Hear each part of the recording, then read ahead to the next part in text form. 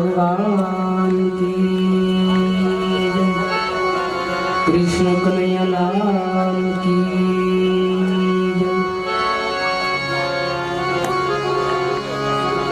पवन सुत हनुमान की अलग धनी रामा पीर की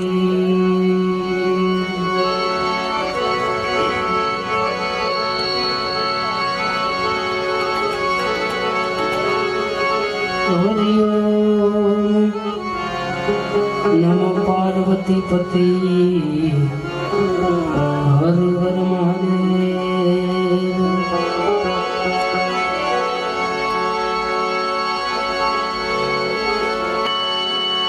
और तेनो नाम परमेश्वर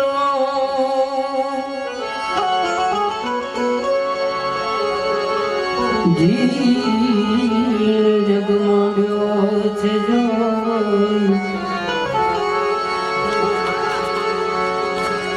नर जम रखतो हमज नहीं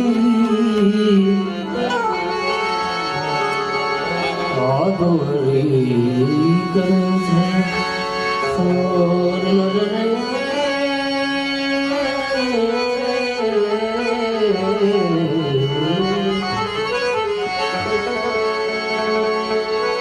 नर जे मूर्ख समझे नहीं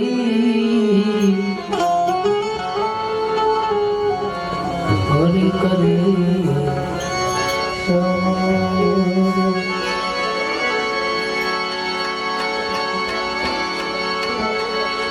ईश्वर तू तो एक जो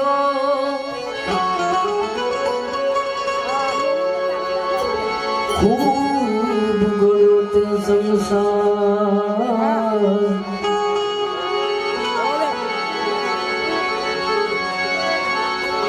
पानी पृथ्वी पर्वता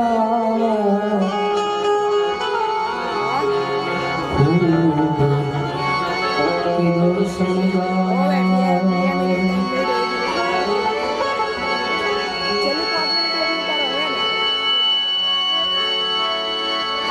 साधु मिलन को जाइए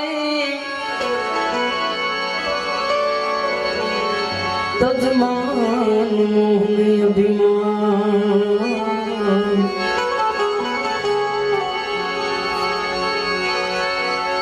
जो जो पावे आगे दरे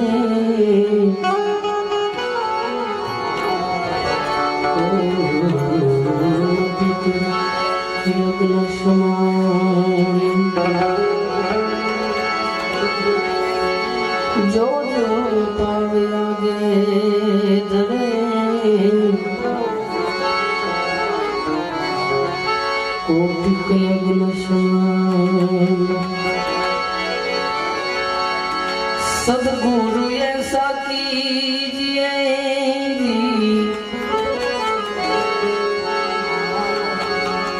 जैसा पूनम का चाँद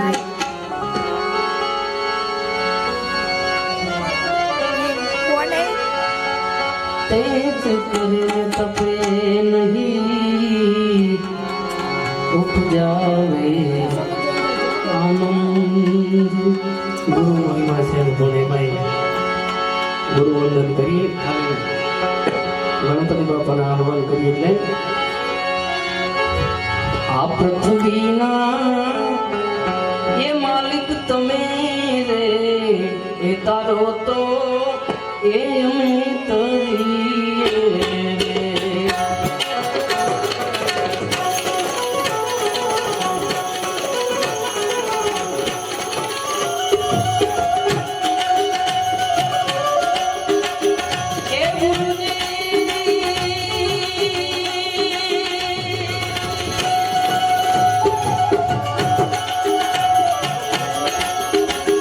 गुरु तारो पार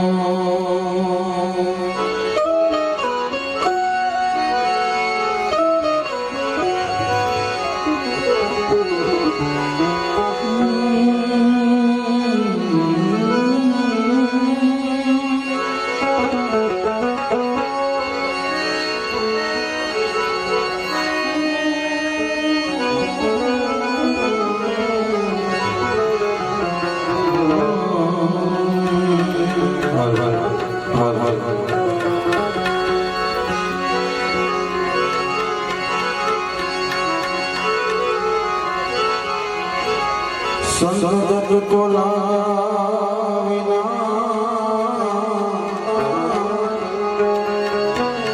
कीर शेर का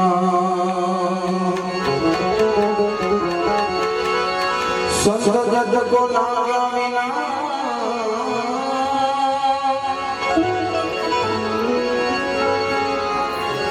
कीर शेर का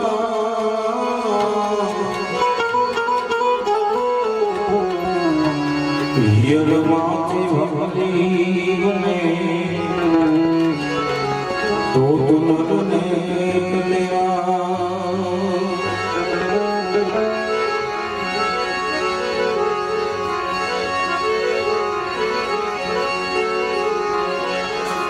સંત દેખી નમન કરે જપત નમાવ્યસી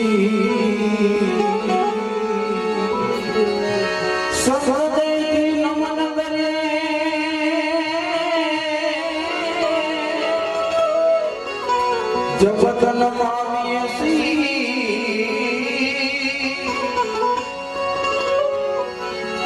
एक गुना तो क्या करे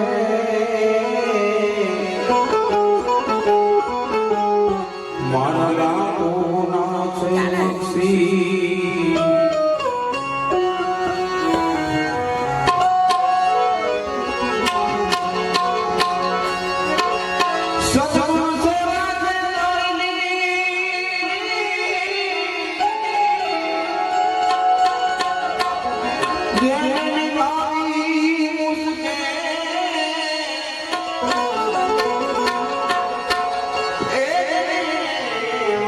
ચાલે દોર પર હરી માએ છે યાદો સદગુરુ સેવા છે જોઈ જેને નિભાવે મુશ્કેલ આ તો જેમ નટ ચાલે દોડ પર એવો છે આ બધો ખેલ ખંડેવાડ મકામે પરમ પૂજ્ય ગુરુદેવ રમેશ બાપાના સાનિધ્યમાં હું તમે ભેગા મળ્યા છે એમાં ગુરુ ભગવાનની પધરામણી છે એટલે સદગુરુના ભજનથી યાદ કરવી છે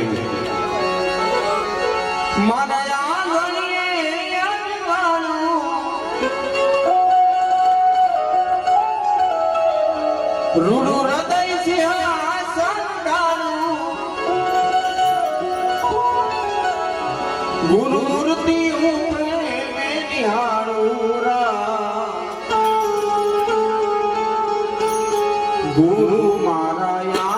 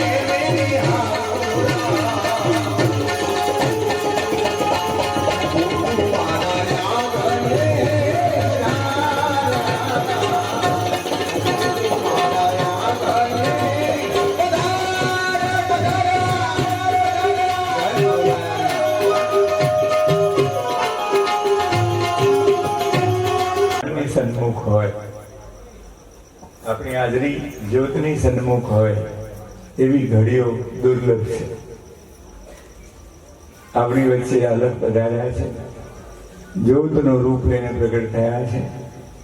પરમાત્માએ આપણને મનુષ્યનો અવતાર આપ્યો છે અને આપણે અત્યારે એ અવતાર લઈને, એ જોગ લઈને એ જ્યોતની સન્મુખ બેઠા છીએ. આવા સંજોગો દુર્લભ છે સાહેબ. પાઠ હોય ને આપણે ના હોય એવું બને, આપણે બેઠા હોય ને પાઠ ના હોય એવું બને. આપણે હોઈએ, આપણે બેઠા પણ હોઈએ અને સન્મુખ જ્યોત પ્રગટ હોય, પરમેશ્વર બેઠો હોય, એવા સંજોગો દુર્લભ છે. એવો સંજોગ આપણને પ્રાપ્ત થયો છે. ભાઈ આપણા દલજીદાસજી મહારાજની એક સ્મરણ તિથિ આ પરિવારજનો અને ભક્તજનો ઉજવી રહ્યા છે વર્ષોથી,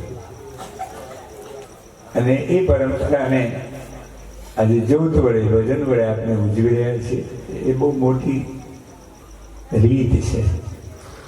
એટલે સંતોને, ભક્તોને, પરિવારજનોને, પરંપરાને એ રીતે બહુ અભિનંદન ઘટે છે. આજે આ મંદિરમાં રામદેવજી મહારાજની મૂર્તિની પ્રતિષ્ઠા પણ થઈ છે. ભગવાન રામજી રણુજાનો રાય,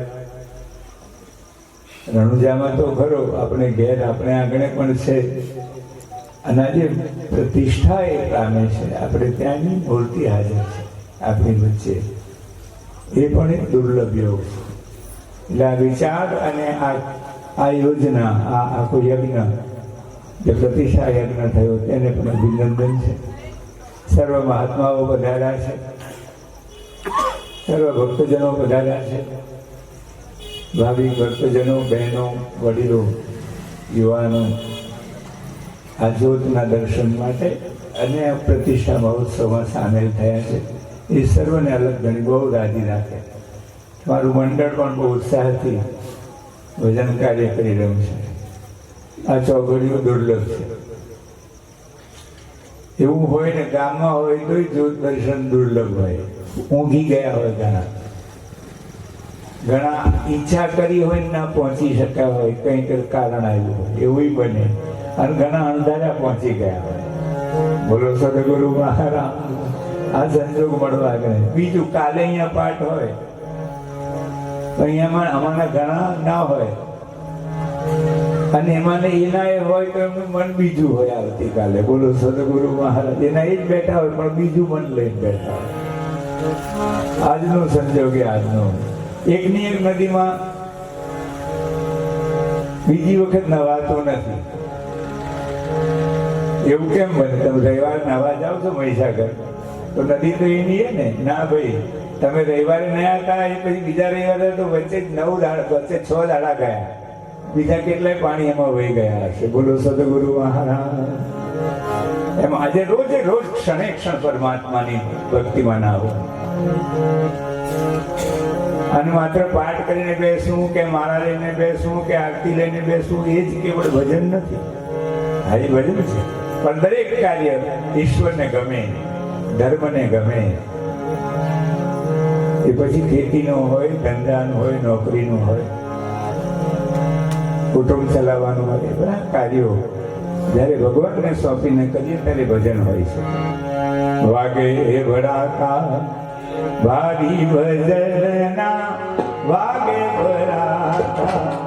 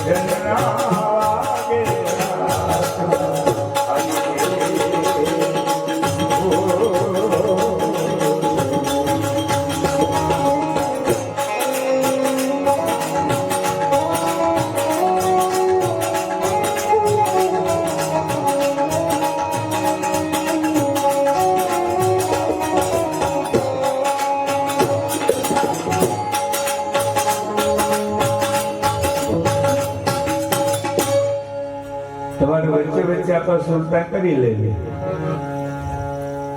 બોલો સદગુરુ મહારાજ. વાગે ભડાકા ભારી ભજનના. ભજનના આજ સુધી ભજનનો જ મહિમા થયો છે. ભડાકા નથી આપણે લગન ટાણે ને સારા અવસરે બધું દારૂખાનું ફોડીએ છીએ હે ધમાલ ધમાલ કરી. આ ભજનનો ભજન એટલે કોઈ ભજન કોણે ભજન કર્યું? બધી આખી પદમાં કેટલી બધી રીત બધી જેમને જેને ભજન લીધું એની વાતો છે. હરિશ્ચંદ્ર રાજાએ ભજન લીધું, પ્રહલાદે ભજન લીધું, સુગનભાઈએ ભજન લીધું. આ ભજન લેવાનું દરેક કાર્યને એમાં કસોટી આવે છે.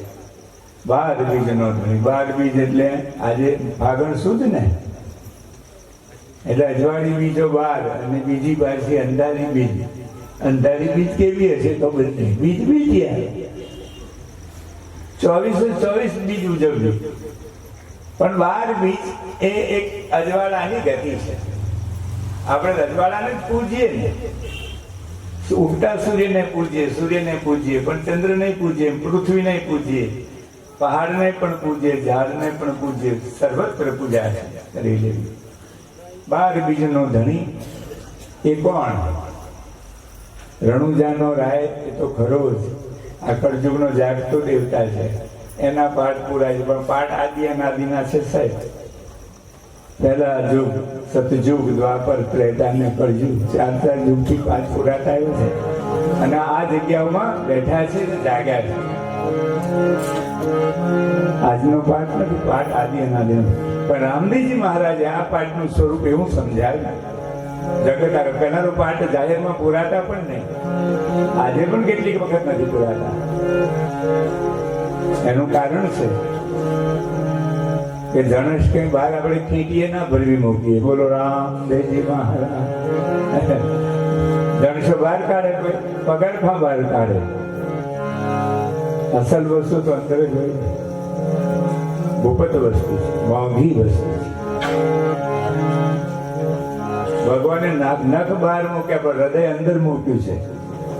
એ બહાર લટકતું મેળ્યું તો શું થાત? એવી વ્યવસ્થા કરી છે. બહુ પાકું, જ્યાં જે રાખવું છે ત્યાં રાખ્યું છે. 4 યુગના પાઠ પૂરા થયેલા છે. આ જ્યોતનો મહિમા છે. અજવાળાનો વિષય.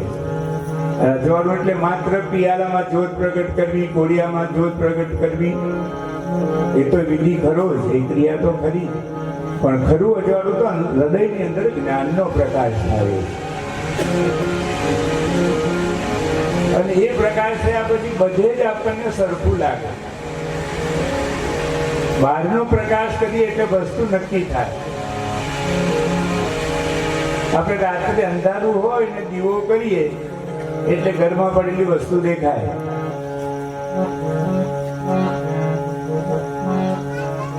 પણ અંદર આપણી આત્મ વસ્તુ ખોવાઈ ગઈ છે. એ કઈ પેલા દીવાથી દેખાય નહીં. આ દેહની અંદર દેહ જ દેખાય છે, આપણને આત્મ દેખાતો જ નથી. તો એ કયા અજવાળાથી ઓળખાય? તો એ ગુરુ એના શબ્દનું અજવાળું, જ્ઞાનનો પ્રકાશ કરીને ઓળખાવે છે. જો ત્યો જાગી રે ભ્રાત્યો ભાગી રે, જો જાગી રે ભ્રાત્યો ભાગી રે.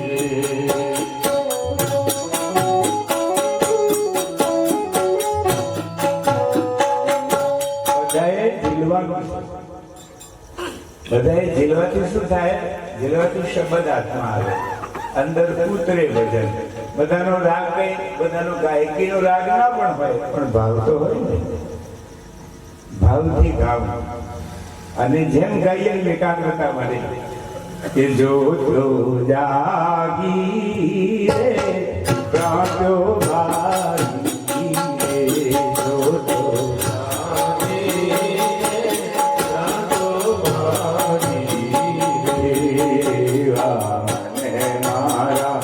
સતગુરુ મળ્યા રે, મને મારા સતગુરુ મળ્યા રે, મને મારા સાહેબ મળ્યા રે એવા મને મારા સાહેબ મળ્યા રે.